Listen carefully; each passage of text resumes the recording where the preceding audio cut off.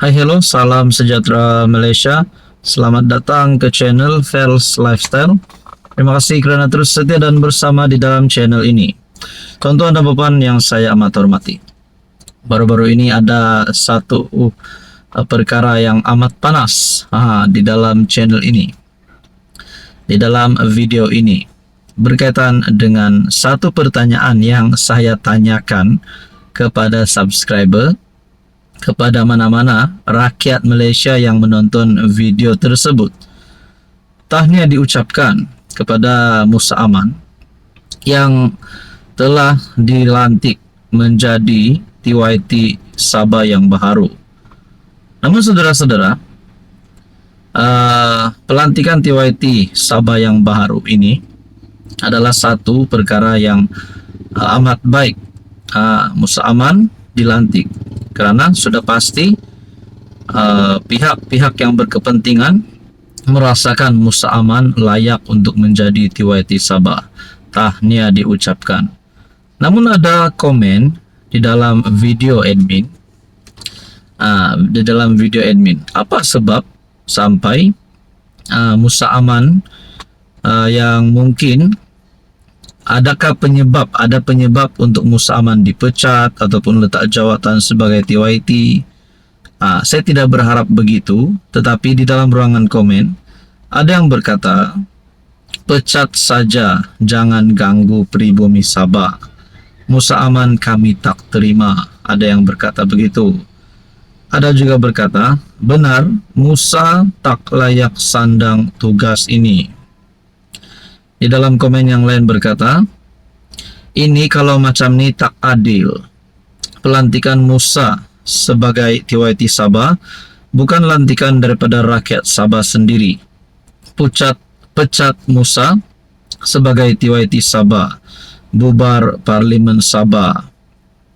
Nah, saudara-saudara, ada yang berkata, pelantikan Musa Aman TYT adalah permainan politik. Sepatutnya pelantikan TYT bukan permainan politik.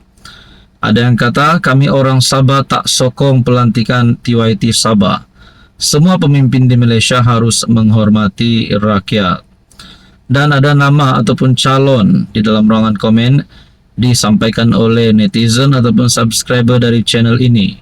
Berkata, Anifah Aman, Pendekar Amin Mulia dan Joseph Pairin Kitingan boleh diketengahkan pihak jawatan TYT Sabah. Nah, saudara-saudara, tuan-tuan dan puan, jadi terdapat calon yang dinyatakan di dalam ruangan komen. Tapi saudara-saudara, takkanlah baru saja Musa Aman dilantik jadi TYT, kita sudah mahu beliau dipecat. Apapun keputusan sudah diumumkan, tahniah diucapkan kepada TYT Sabah yang baru, Musa Aman. Saudara-saudara, apa komen Anda? Hai hello, salam sejahtera Malaysia. Selamat datang ke channel Fels Lifestyle. Terima kasih kerana terus setia dan bersama di dalam channel ini. Tuan-tuan dan puan, baru-baru ini kita telah mendengar berita sepatutnya ada perjumpaan ataupun pertemuan di antara Perdana Menteri Malaysia bersama dengan Presiden Indonesia. Berita yang kita dengar adalah pertemuan itu tidak dapat dilaksanakan. Pertemuan tidak dapat dilaksanakan kerana dikatakan Presiden Indonesia Prabowo dalam keadaan kesihatan yang tidak baik ataupun dalam keadaan yang demam. Nah, saudara-saudara, saya telah mendapat satu maklumat daripada tulisan oleh Syabuddin Husin, Prabowo tak demam, Anwar yang demam. Nah, jadi persoalannya, adakah di sini sebenarnya Anwar sebagai PM yang mengelak untuk berjumpa dengan Presiden Indonesia? Adakah Anwar di sini nak larikan diri ataupun takut nak jumpa dengan Presiden Indonesia?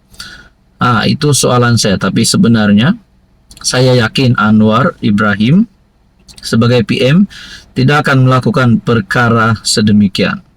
Kerana pertemuan di antara pemimpin besar negara ini adalah satu perkara yang amat penting. Prabowo tak demam, Anwar yang demam. Demikian tajuk daripada Syabuddin Husin. bertarik 24 Desember, Anwar sepatutnya mengadakan mesyuarat dengan Presiden Indonesia Prabowo Subianto di Langkawi.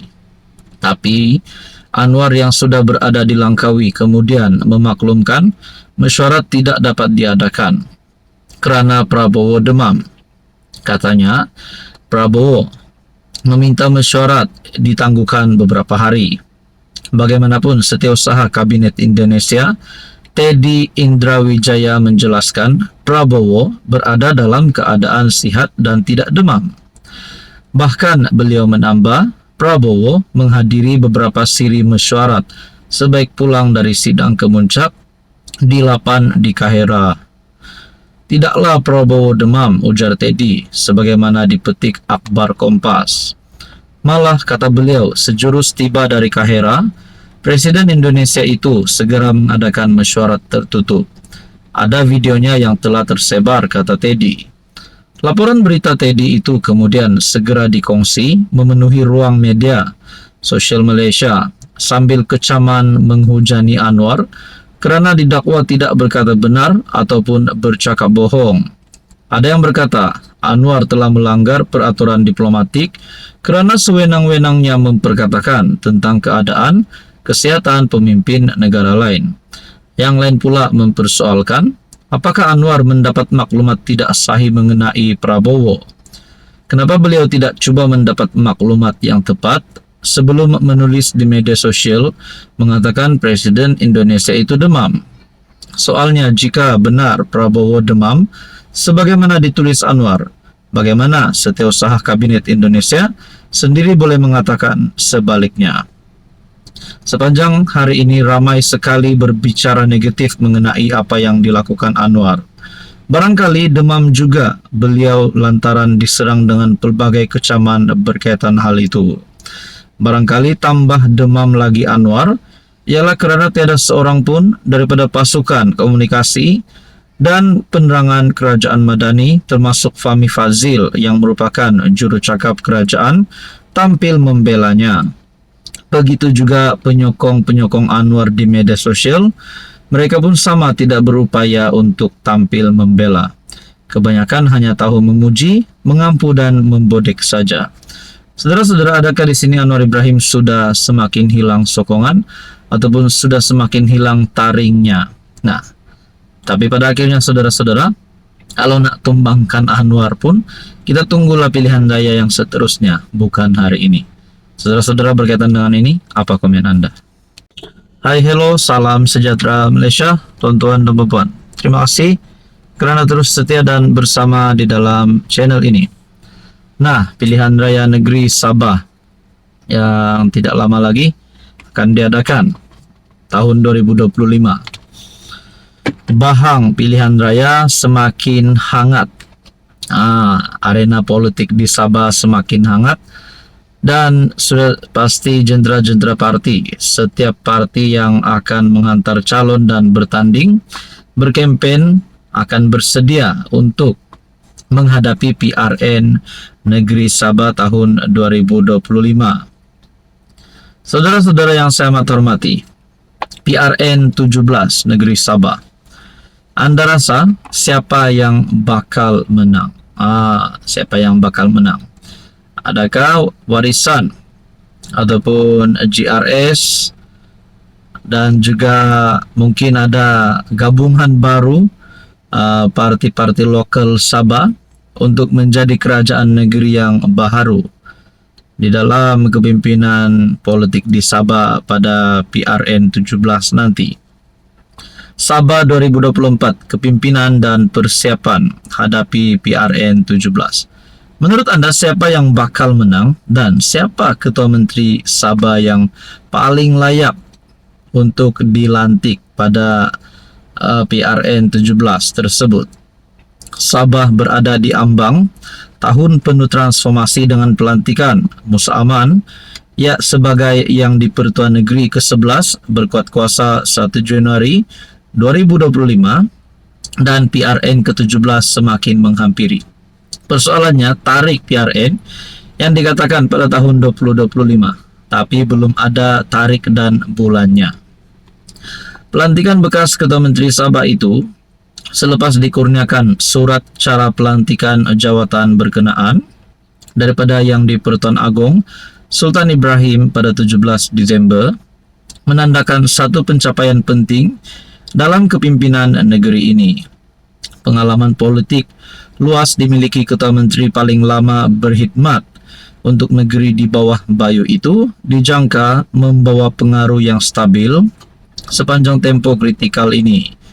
Menjelang 2025, arena politik Sabah semakin rancak dengan kerjasama dan strategi kempen PRN yang dirangka. Perkembangan ini sudah tentu mempengaruhi pilihan raya terbabit. Parti-parti politik terutama yang berada dalam gabungan parti pemerintah GRS diterajui Ketua Menteri Sabah, Datuk Seri Haji Jinor, telah mula mengatur strategi. Nah, saudara-saudara yang saya amat hormati, anda rasa adakah PH Sabah yang pula bakal mendepani PRN menerusi kepimpinan baru dengan Presiden APCO Datuk Iwan dipilih sebagai pengerusi PH pada 1 Disember lepas untuk penggal 2024-2026. Nah, tuan-tuan dan puan, adakah PH dan GRS mungkin akan bergabung ataupun mungkin tidak sehaluan pada PRN 17 nanti? Kita nantikan saja. Yang pasti mungkin ada parti lokal, mungkin termasuk Warisan, mempunyai harapan untuk menang PRN 17. Menurut anda saudara-saudara, siapa yang menang dan siapa yang bakal jadi Ketua Menteri dan siapa yang terpelanting? Apa komen anda?